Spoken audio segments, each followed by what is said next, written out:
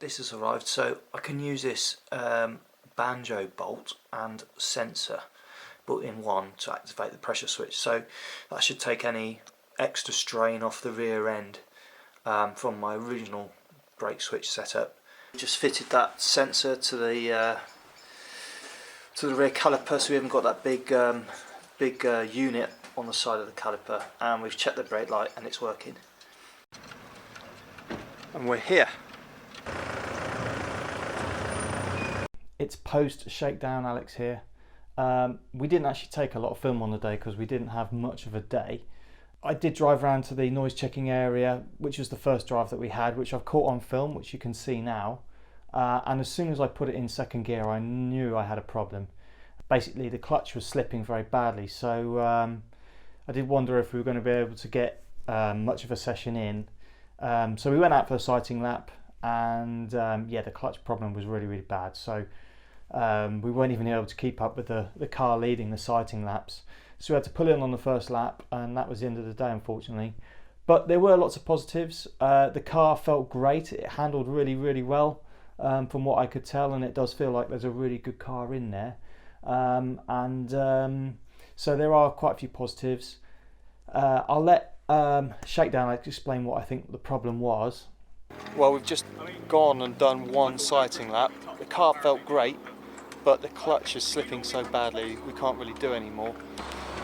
We think it's just the clutch just needs adjusting, so hopefully we can do it and test the car here, you know, in the space that we got here, but it's not looking good, but we'll see what we can do. So the next option is to fix the car and see if we can do the rung what you brung straight line testing at Santa Pod on Saturday. I think if we can fix the issue, and I'm fairly confident that we can, then we'll be able to enter the race at Pembrokeshire. I think we'll have enough to actually go there and compete. Obviously we're still working on the set of the car, so I don't expect to take any trophies home, but if we can go there and have a reasonably trouble-free weekend, then that'll be a result, and it'd be nice to get some racing miles under the belt.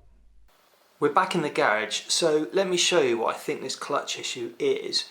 Well, you can see the car there, and the clutch slave cylinder is there, and the little prong comes out there and goes onto the clutch fork, release fork. Now that is set on some splines on there, and because of this panel, you can see we've tried to take the panel off. Because of this panel, we can't actually get to it to take it off, but there's no play in that at all. So it's almost like the this slave cylinder isn't releasing properly, or maybe this position isn't quite right. So I have actually bought a spare slave cylinder, so I might pop that in and see where we are. But you can see that should probably be able to go back a good chunk further than what that currently is doing. Look. So I suspect this slave cylinder is seized at some point. I've just taken out one of those bolts for the slave cylinder. You can see the slave cylinder has pushed itself backwards. The hole's not there anymore. So it's gone backwards because the clutch is actually trying to push it back. So it does look like this slave cylinder is sort of seized in a position that means it can't fully disengage the clutch. So I'm reasonably confident now that we will fix that problem by swapping out this slave cylinder. Riv nuts. I'm going to put some riv nuts in there so it's a bit easier to take this panel apart next time.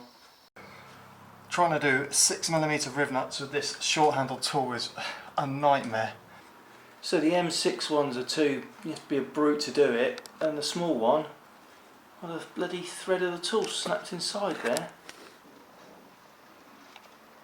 It's looking quite positive actually, because I've just popped that in, and you can see I can actually push back on that, so there's actually movement back, so that should give me a much better clutch position. And yeah, I think maybe that slave cylinder was knackered after sitting there for 10 years. So hopefully that solves my problem, but it means we are go for Saturday.